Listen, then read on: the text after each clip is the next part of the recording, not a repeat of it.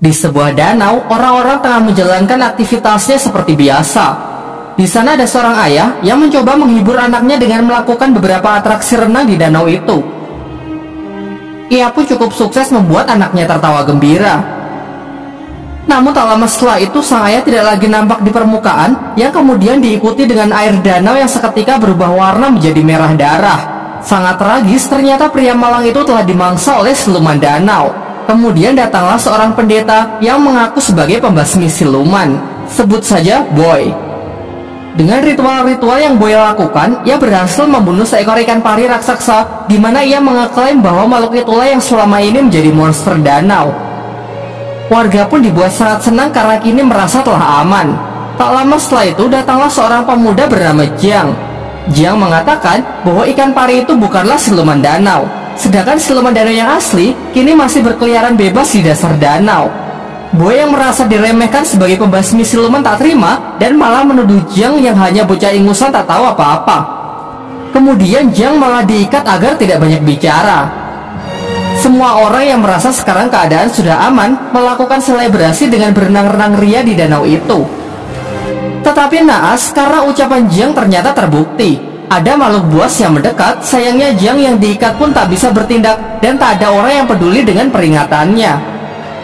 Alhasil korban pun bertambah, sementara sisanya yang sangat ketakutan berusaha kembali ke darat. Namun ternyata darat juga bukan tempat yang aman karena siluman itu bisa menjulurkan lidahnya untuk menarik mangsa.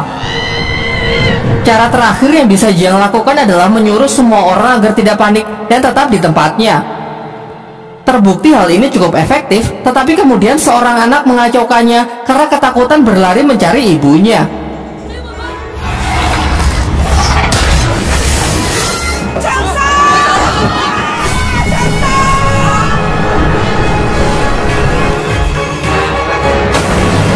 Sang ibu yang tidak bisa menerima kenyataan itu pun frustasi dan menjeburkan dirinya ke danau untuk menantang siluman itu. Disinilah akhirnya siluman itu menampakkan dirinya yang ternyata memiliki wujud yang sangat menyeramkan. Selanjutnya ada seorang bayi yang juga hendak jatuh ke danau. Beruntung Jiang yang telah berhasil terlepas datang menyelamatkannya. Jembatan mereka pun patah yang secara kebetulan memerangkap siluman ikan itu. Bersama Boy, Jiang memanfaatkan kesempatan ini untuk melemparkan ikan itu ke darat. Tetapi karena perbedaan berat yang lumayan jauh, mereka pun kesulitan melakukan hal itu. Para warga yang berusaha membantunya pun juga sia-sia. Kocaknya lalu datang seorang wanita gemuk yang berhasil melontarkan siluman itu ke darat. Siluman yang kehabisan waktu melemah sehingga berubah ke wujud semula yang menyerupai manusia. Warga yang emosi berniat menghakimi siluman itu dengan berbagai senjata. Namun Jiang menghentikannya dan memohon agar diberi kesempatan untuk menyelesaikan tugasnya ini sebagai pembasmi siluman profesional. Lantas ia pun segera membuat persiapan dengan mengeluarkan senjata andalannya yang ternyata hanya sebuah buku kumpulan lagu anak-anak. Dengan ritual ini harapannya ia bisa memberikan siluman itu pencerahan. Tetapi aksi kocaknya ini tidak menghasilkan apa-apa, justru siluman itu malah emosi dan berbalik menyerangnya. Tiba-tiba datanglah seorang pembasmi siluman wanita bernama Duan yang menghentikan siluman itu, menghajarnya dan menyegelnya di sebuah kantong ajaibnya. Lalu ia menemui Jiang untuk memastikan apakah dia juga benar-benar seorang pembasmi siluman. Jiang berusaha meyakinkannya dengan menunjukkan buku ritualnya yang ia percayai dengan kumpulan lagu anak-anak itu bisa membuat siluman menjadi baik.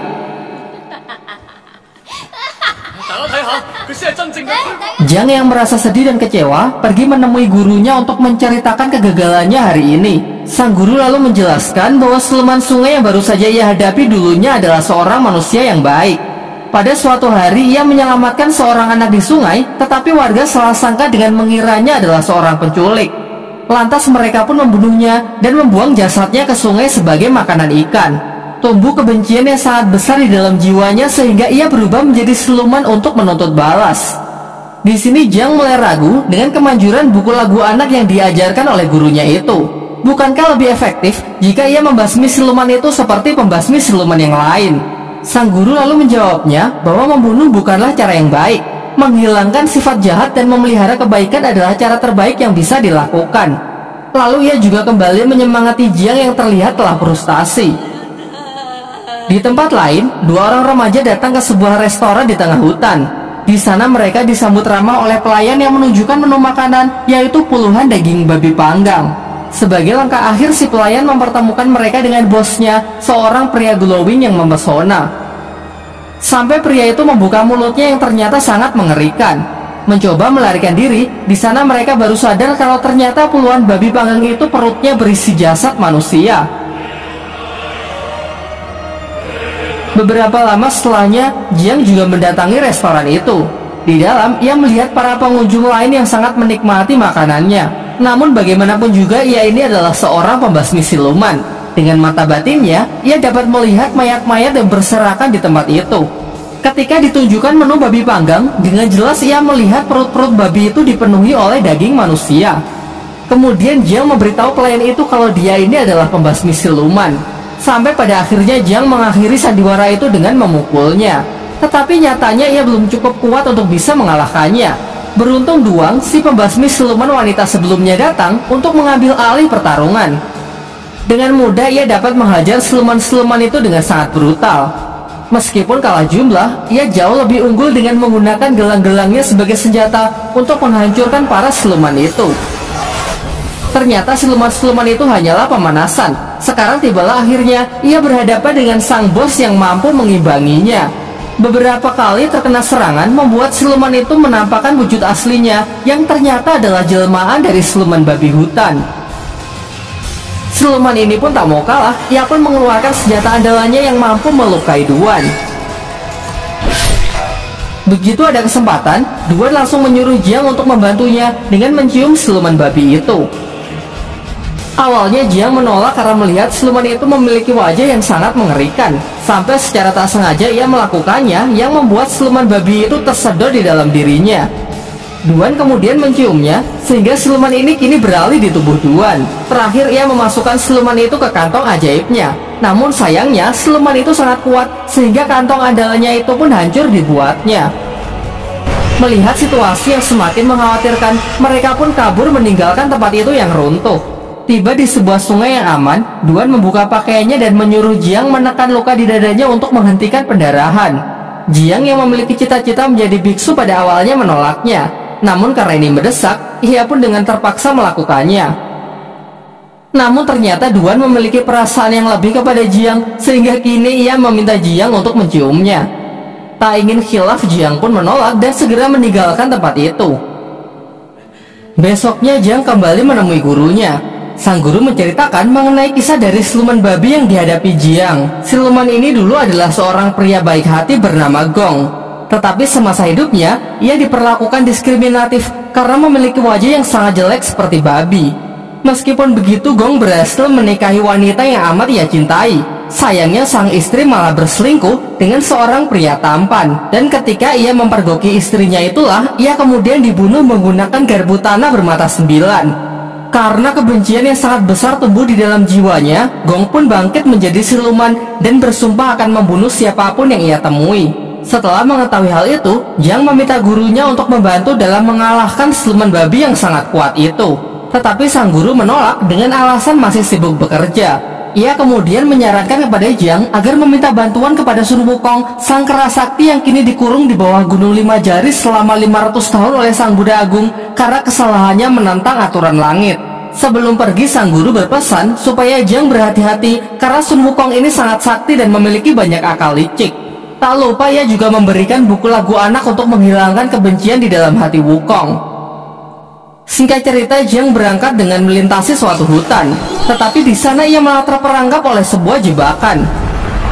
Kemudian datanglah kereta pemilik jebakan itu. Mereka adalah sekelompok orang yang mengaku dari barat yang bertugas membunuh siluman sekaligus membunuh pembasmi siluman. Di dalam kereta itu juga keluar beberapa orang lagi yang menjadi tawanan dari geng ini. Geng ini lalu menginterogasi mereka satu-satu, dan jika ada yang terbukti terdapat pembasmi siluman, maka akan segera mereka eksekusi. Jiang yang ketakutan pun mulai ragu untuk mengakui profesinya. Tetapi kemudian Duan mendekat dan mengatakan kalau mereka ini adalah suami istri yang sedang bertengkar. Jiang mencarinya ke hutan, dan secara tak sengaja ia malah terperangkap. Demi untuk membuktikan hal itu, geng tersebut meminta mereka agar melakukan hubungan suami istri. Berbeda dari Duan yang sangat bersemangat, Jiang menolak karena ia adalah seorang biksu. Akhirnya karena tak ada pilihan lain, Jiang pun nyaris bersedia, sampai ia menemukan sebuah fakta kalau ternyata senjata yang tertancap di tangan Duan hanyalah sebuah mainan. Dari sini pun terungkap bahwa ini adalah sandiwara dari Duan yang sangat mencintai Jiang. Secara terang-terangan ia ingin menikahinya, memiliki seorang anak dan hidup bahagia. Namun dengan tegas Jiang menolak karena ia menginginkan cinta yang lebih besar, yaitu cinta dari Sang Buddha Agung. Hal ini membuat Duan patah hati, kemudian memukuli Jiang, bahkan sampai mengurungnya. Hingga mereka dikejutkan oleh kedatangan Gong, si siluman babi yang ingin menghabisi mereka. Lalu Duan meminta Jiang agar turun dari kereta karena ia ingin menabrakkan kereta itu ke siluman. Kereta itu pun hancur berkeping-keping. Jiang sangat cemas melihat Duan yang sepertinya terluka parah. Jiang merasa sedih dan seakan menyesali perbuatan ia sebelumnya. Namun lagi-lagi ini adalah sandiwara Duan untuk mengetahui isi hati Jiang yang sebenarnya. Gong yang terpental ternyata tak terluka sedikit pun dan siap melancarkan serangannya lagi. Beruntung datang seorang kesatria tangguh yang memiliki kekuatan hewan buas. Ia berhasil menandingi Gong yang membuat Gong ingin melarikan diri.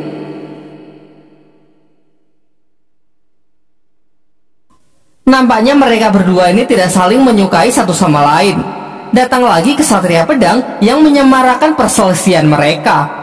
Meskipun ketiganya adalah pembasmi siluman yang sangat sakti, tetapi mereka memiliki sikap sombong yang hanya mementingkan popularitas semata. Jiang yang merasa muak berniat pergi melanjutkan perjalanan. Kemudian Duan meminta agar diizinkan menemaninya, tetapi dengan tegas Jiang menolak dan malah menyalahkan Duan karena sudah menghambat perjalanannya. Duan yang merasa emosi merobek-robek buku lagu anak milik Jiang dan kemudian memukulinya. Tetapi itu tak mengubah sedikitpun pendiriannya sehingga ia tetap pergi. Singkat cerita, setelah melalui perjalanan yang lumayan sulit, tibalah Jiang di Gunung Lima Jari. Ia sangat yakin karena di sana terdapat patung Buddha Agung yang seperti dijelaskan oleh gurunya. Lalu dengan susah payah ia pun memanjat tebing yang curam itu hingga tiba di puncak. Suatu tempat indah yang dipenuhi oleh bunga teratai. Dari sekian banyaknya bunga, hanya satu yang memiliki warna berbeda dan dugaannya tepat bahwa ternyata itu adalah tempat di mana Sun Wukong dikurung. Berbeda dengan apa yang digambarkan gurunya, di sini Wukong bersikap sangat ramah kepada Jiang. Ia mengatakan kalau kebencian di dalam hatinya sudah lama hilang dan hanya menyisakan kebaikan dan keindahan. Lalu dengan senang hati ia ingin membantu Jiang dalam menjinakkan siluman babi. Ia menyuruh Jiang untuk mengambil sebuah jimat di tempat itu yang dikenal sebagai mantra api suci. Dengan benda itu, ia dapat menjinakkan siluman babi. Tetapi ternyata Jiang tidak mudah untuk ditipu. Ia menyadari kalau jimat itu adalah sebuah mantra yang digunakan oleh Sang Buddha untuk menyegel Wukong. Seketika sifat Wukong pun berubah 180 derajat yang memperlihatkan sifat aslinya sebagai siluman yang sangat berbahaya. Tetapi sepertinya Wukong memiliki mental illness. Secara paksa, ia mencoba keluar dari tempat itu yang membuat dirinya terkena siksaan cambuk dari kekuatan Sang Buddha. Jiang lalu menasihatinya, jika Wukong bersedia membantunya untuk menjinakkan siluman babi, maka dengan sendirinya kebaikan akan tumbuh di dalam jiwanya, sehingga suatu saat ia bisa keluar dari tempat ini. Awalnya Wukong menolak, tetapi ia berubah pikiran setelah Jiang memberinya sebuah pisang. Wukong lalu menjelaskan bahwa siluman babi ini sangat menyukai pesona wanita yang menari di bawah sinar rembulan. Dengan cara itu, ia bisa memancing siluman babi ke tempat ini. Tetapi masalahnya, di sini tak ada wanita. Sampai Duan datang yang ternyata telah mengikuti Jiang karena merasa khawatir. Ya, meskipun Jiang masih terlihat kurang senang dengan kedatangannya. Tidak punya pilihan lain, Duan yang tidak bisa menari pun diajari beberapa gerakan oleh Wukong. Singkat cerita, di bawah cahaya rembulan Duan menari sembari diiringi musik oleh Jiang. Dari sinilah akhirnya Jiang menyadari bahwa Duan tidak seburuk yang ia pikirkan dan sedikit menyesali perkataan kasarnya sebelumnya. Akhirnya siluman babi itu pun terpancing untuk datang ke tempat itu. Wukong lalu memanggilnya untuk masuk ke dalam lubang dan dengan sihirnya ia berhasil mengubah wujud siluman babi itu menjadi babi kecil yang menggemaskan. Kini dengan mudah Duan pun bisa memasukkan siluman itu ke dalam kantong ajaibnya. Setelah semua itu usai, Duan kembali mengungkapkan perasaannya kepada Jiang. Ia memberikan cincin kepada Jiang sebagai bukti perasaannya. Namun sayangnya Jiang yang masih berharap menjadi biksu bersikeras menolaknya, bahkan sampai berniat menghancurkan jarinya sendiri. Duan yang merasa sangat patah hati akhirnya pun sadar bahwa cintanya memang bertepuk sebelah tangan dan kini ia tidak akan berharap lagi. Ketika mereka akan berpisah, Wukong mengatakan bahwa sudah lama ia tidak melihat indahnya cahaya rembulan karena terhalang oleh teratai putih. Jiang yang bersimpati mencabut teratai itu, tetapi ternyata itu adalah sebuah segel yang sebenarnya. Alhasil tempat itu pun runtuh dan kini Wukong berhasil terbebas. Ia menampakkan wujud aslinya dan berniat membunuh Jiang. Jiang yang sudah terpojok lalu berdoa kepada sang Buddha yang membuat Wukong semakin emosi. Ia menyiksanya dengan mencabuti rambut Jiang sehingga membuatnya botak. Tak lama setelah itu datanglah 3 pembasmi siluman yang sebelumnya, yaitu kesatria hewan buas, kesatria kaki, dan kesatria pedang. Pada awalnya Wukong diremehkan karena perawakannya yang sangat kecil. Mencoba unjuk kebolehan kesatria hewan buas maju terlebih dahulu untuk melancarkan serangannya. Tetapi dengan mudah Wukong dapat mengatasinya dan malah memakan kesatria itu hidup-hidup. Giliran kesatria kaki yang menyerangnya menggunakan injakan telapak kaki raksasa. Pada awalnya ia sangat sombong dan yakin dengan kakinya itu dapat mengalahkan Wukong. Namun karena tubuh Wukong yang terlalu keras, kakinya pun malah berlubang. Terakhir kesatria pedang membuka kotaknya yang berisi beberapa pedang kecil. Dengan mantra yang ia rapalkan, pedang itu pun berubah menjadi sangat tajam dan langsung melesat ke arah Wukong. Wukong lalu menangkap pedang itu, namun ia malah ikut terlempar ke udara. Kesatria pedang memanfaatkan kesempatan ini untuk mengeluarkan seluruh pedangnya dan menyerangnya secara bertubi-tubi. Lagi-lagi Wukong lebih unggul dengan bisa menghindari semua serangan itu. Lalu kesatria menyatukan seluruh pedangnya untuk melancarkan serangan pamungkasnya. Meskipun Wukong gagal menangkisnya menggunakan toya sakti, tetapi dengan tubuhnya yang sangat keras pedang itu pun malah hancur berkeping-keping. Kemudian Wukong mendekat dan langsung membakar para pembasmi siluman itu hingga hancur menjadi debu. Kini tersisa Jiang sendirian yang akan dihabisi oleh Wukong. Tetapi kemudian Duan datang dan langsung menantang Wukong. Sayangnya apa daya level mereka terpaut terlalu jauh. Duan menerima serangan fatal dari Wukong yang membuatnya harus meregang nyawa. Di saat-saat terakhirnya, Duan mengatakan bahwa ia benar-benar tulus mencintai Jiang. Jiang membalasnya dengan mengatakan bahwa sebenarnya ia juga sudah lama jatuh cinta kepada Duan. Terakhir Jiang mengabulkan keinginan yang selalu diminta oleh Duan, yaitu melakukan sebuah ciuman. Di sampingnya, Jiang melihat buku lagu anak-anak miliknya yang ternyata sudah Duan perbaiki. Jiang lalu membacanya dan seketika seluruh lukanya pun sembuh, serta ia diselimuti oleh cahaya Sang Buddha. Dengan doa yang ia panjatkan, patung Sang Buddha pun bangkit kembali. Tetapi Wukong yang sangat emosi segera menghancurkan patung itu dengan hanya sekali pukulan.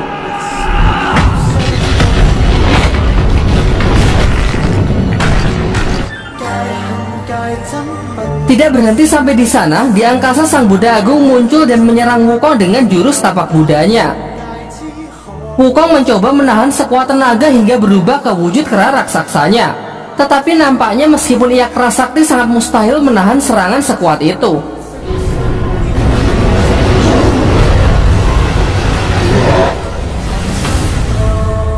Tiba-tiba Sin beralih ke sebuah padang rumput yang memperlihatkan Wukong sangat trauma dengan apa yang baru saja ia alami. Kemudian Jiang datang untuk menenangkannya sekaligus mengangkatnya sebagai murid, serta ia memberikan gelang peninggalan Duan yang ia rubah menjadi sebuah mahkota.